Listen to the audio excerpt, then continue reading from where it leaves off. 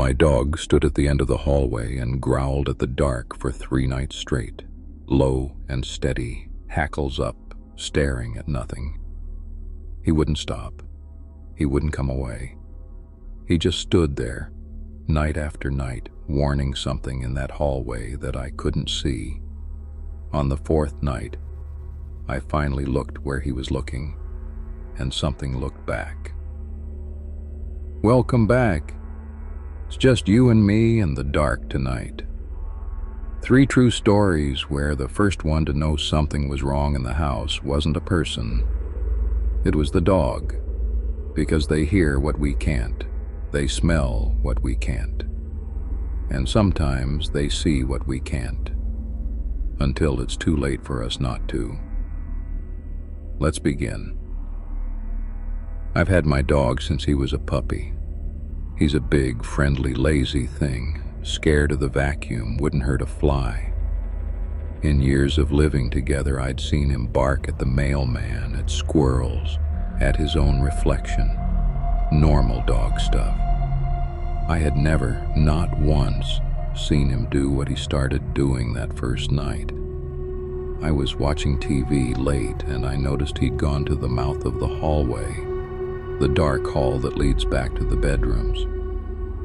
And he was standing there, rigid, not barking, growling. A low, continuous, serious growl I'd never heard from him, coming from somewhere deep in his chest. His hackles were up, a ridge of raised fur down his spine, and he was staring down that dark hallway at absolutely nothing. I called him. He didn't come. He didn't even flick an ear at me. All his attention was locked on that hallway, on something at the far end of it, in the dark that I could not see. I got up and turned on the hall light. Empty. Just the hallway, the bedroom doors. Nothing. I coaxed him away finally, and he came, reluctant, and kept looking back. And I told myself he'd heard a mouse in the walls, a settling pipe, something. Dogs are weird. But he did it again the next night. Same time, roughly. To the mouth of the hall, hackles up, that deep growl staring into the dark at the far end. And the next night. 3 nights running, my gentle, goofy dog stood guard at that hallway and warned something I couldn't see to stay back. And each night he got more agitated. By the 3rd night, the growl had teeth in it, and he was trembling while he did it. This awful mix of terror and defiance, planting himself between me and the dark and refusing to move. I read afterward about how dogs sense things we can't. The hearing, the smell, the way they pick up on what's wrong long before we do. And all of it is true, and none of it is a comfort, because it means that in those 3 nights, my dog wasn't confused or spooked. He was right. He had accurate information about my own house that I did not have. And he was trying, with everything he owned, to give it to me in the only language he had. And I, the supposedly smarter animal, sat on the couch and dismissed him. That's the part I can't forgive myself for. Not that I was scared. I should have been scared. That I wasn't. That my own dog spent 3 nights terrified on my behalf, standing his ground against something in my home, while I glanced over and thought, "What's gotten into you, buddy?" and turned back to the television. He knew from the very first night. It took me until the 4th to do him the simple courtesy of looking where he was looking. On the 4th night, I decided I'd finally look, really look, where he was looking. I turned off the TV and the lights so my eyes could adjust, and I crouched down beside him at his level, and I followed his stare down the black hallway. And at the very end of it, in the dark, there was a shape, darker than the dark around it, about the height of a person, standing in the doorway of my own bedroom at the end of the hall, motionless. And as I stared, trying to convince myself it was a coat, a shadow, a trick, it moved, just slightly. It leaned out from the door frame, angling itself toward us, and my dog's growl rose into something I'd never heard, and he stood his ground, this brave, terrified animal, between me and the thing in the hall that he had been trying to warn me about for 3 nights while I sat and watched television. I grabbed him and I left. I didn't investigate. I didn't turn on the lights. I just took my dog and got out and called the police from the car. They searched. Empty house, locked doors, no one, of course. But my dog would not go back inside that house. He planted his feet on the lawn and would not cross the threshold. And I have never in my life trusted anything the way I trusted that refusal. We stayed in a motel. We moved that month. I think about those 3 nights all the time. 3 nights my dog stood between me and something in the dark and growled and held the line and begged me with everything he had to understand.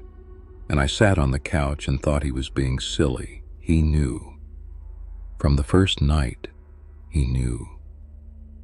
It took me until the 4th to even look.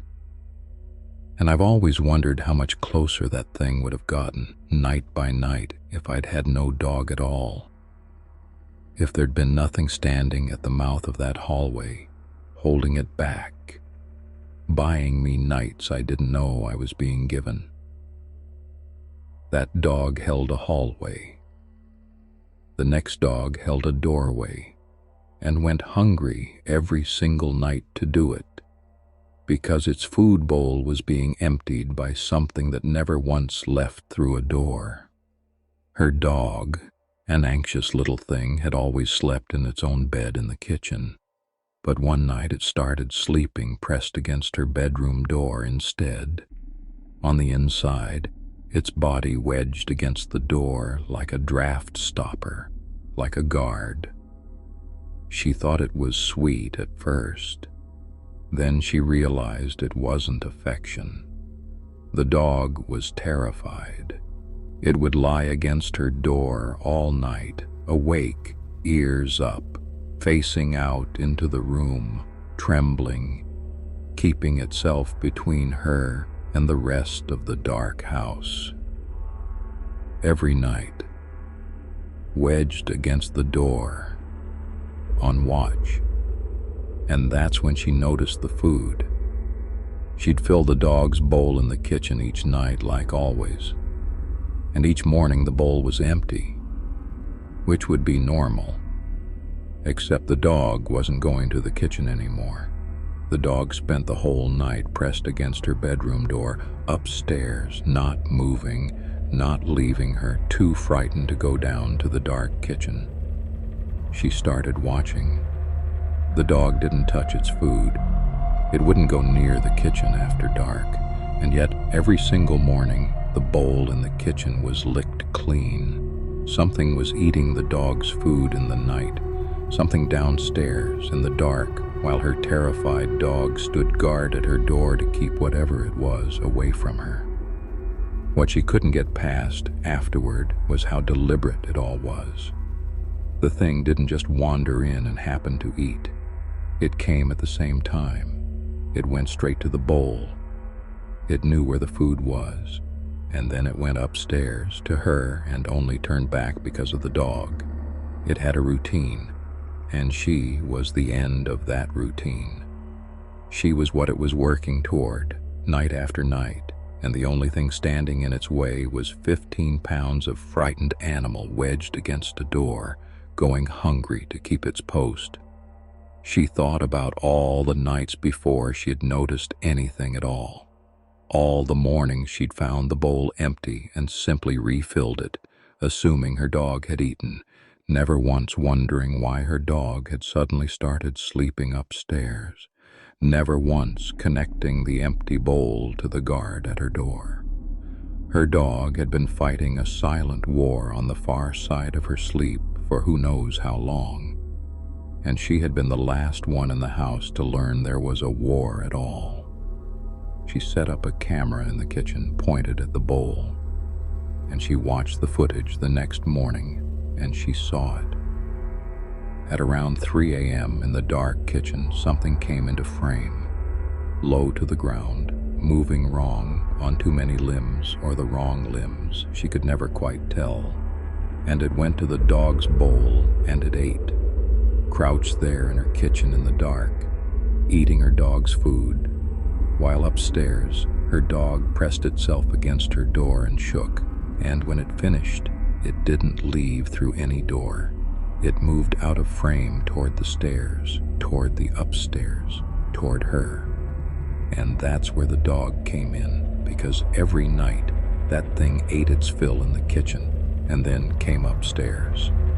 And every night, it found a terrified little dog wedged against a bedroom door, refusing to move, refusing to let it pass. And every night, apparently, that was enough. Barely. The dog was all that stood between her and whatever came up those stairs when it was done eating. She moved, and she said her dog finally slept normally again in the new place, back in its own bed, relaxed, a puppy again. But she never forgot that for weeks in the old house, her small, frightened dog had gone hungry every single night, refusing to leave its post to eat, so that it could stand between her and the thing that was eating in its place. That dog stood guard and asked for nothing back. The last dog tonight did something stranger still. It didn't just sense what was in the house, it led her straight to it. Her dog had been acting strange for a week, pacing, whining, unsettled, following her from room to room and pressing close.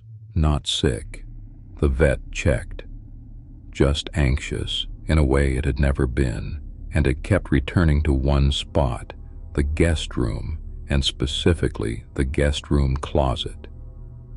It would stand outside that closet and whine and paw at the carpet and back away and come back. Over and over, she checked the closet, of course, coats, boxes, the vacuum. Nothing. But the dog wouldn't let it go. One night the dog woke her, agitated, tugging at the blankets, doing everything short of talking, and it led her, actually led her, walking ahead and looking back to make sure she followed, the way they do when they want you to come, down the hall to the guest room, to the closet. And there it stopped, and it would not go any nearer. It stood a few feet from that closet door, pressed low to the ground, growling and whining at once, staring at the door. And when she stepped toward it, the dog moved to block her, physically, putting its body between her and the closet. It had led her right to the door, and then it refused, with everything it had, to let her open it. She stood there in the dark hallway, her dog trembling against her legs, staring at that closed closet door in the guest room, and she made a choice that she thanks God for every day. She trusted the dog. She did not open the closet. The officers told her afterward that if she'd opened that closet, if she'd done the thing every instinct tells you to do, reached for the handle just to prove to yourself there's nothing there, it would have gone very differently. The man was right on the other side of the door. Opening it would have put her face to face with him, in the dark, alone with her child in the house.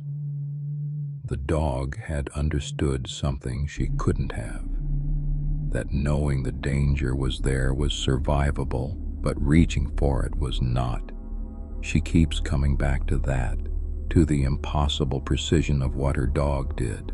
It didn't bark at the closet from across the house and leave her to wonder. It didn't ignore it. It walked her, step by step, all the way to the exact door, close enough that she'd finally take it seriously. And then it threw its own small body in the way to keep her from opening it. It gave her the truth, and it refused her the mistake. She's had that dog in every family photo since. She says it's the very least she can do for the one who stood the watch. She backed away, slowly, keeping her eyes on the door, gathered the dog and left the house and called the police from a neighbor's. And the police opened the closet. And there was a man inside it, crouched, silent, who had been living in the crawl access at the back of that closet for she never learned how long, coming out at night, moving through her house while she slept. The dog had known for a week. The dog had been trying to show her for a week. And on the night it finally led her to the door, it did the one thing that saved her. It led her close enough to understand, and then refused to let her open it. Because opening it was the one thing that would have gotten her hurt. The dog had led her to the danger and then guarded her from the very door it had led her to. She told me she doesn't know how an animal understands a thing that finally, to bring you to the threat, but not across it. She only knows that hers did, and that she owes it everything.